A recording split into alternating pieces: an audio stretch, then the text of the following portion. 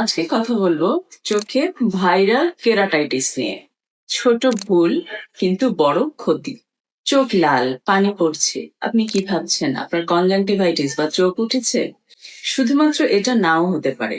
সাবধান, এটা হতে পারে ভাইরাল কেরাটাইটিস, যা সরাসরি কর্নিয়া, চোখের স্বচ্ছ মণিতে আক্রান্ত করে।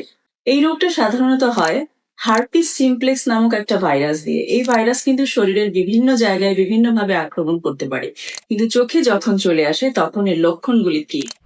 চোখে ব্যথা হবে, আলোতে তাকাতে কষ্ট হবে, ঝাপসা ঝাপসা দেখবেন এবং চোখ দিয়ে পানি পড়বে।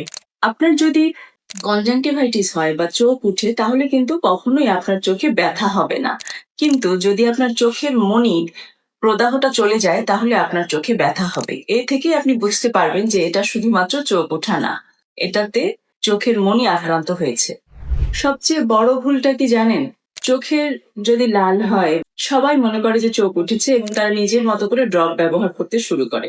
এতে রোগ আরো খারাপ হয়ে যেতে পারে এবং সঠিক সময়ে আপনি যদি এই ভাইরাল কেরাটাইটিসের চিকিৎসা না করেন, তাহলে কিন্তু আপনার দৃষ্টিশক্তি চলে যেতে পারে।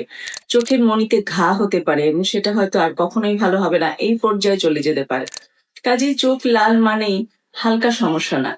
আপনার চোখ পরীক্ষা করবেন এবং দৃষ্টিশক্তি বাঁচাবে। আমার ভিডিওতে প্রচুর কমেন্ট পাই যে আপনার চেম্বার কোথায়, আপনার সাথে কিভাবে যোগাযোগ করবো। ভিডিও ক্যাপশনে ভিডিও যখন শুরু হয় তার আগেই কিন্তু চেম্বারের অ্যাড্রেস এবং কন্ট্যাক্ট নাম্বার, যেটা সিরিয়ালের জন্য, সেটা দেয়া থাকে। তো এটা বলার কারণ হচ্ছে যে অসংখ্য মানুষ এই টেক্সটটা করে যে আপনার সাথে কিভাবে যোগাযোগ করতে পারবো। আপনি যদি ভিডিওটার প্রথমে যে ক্যাপশনটা একটু ফলো করেন, তাহলে কিন্তু দেখতে পাবেন।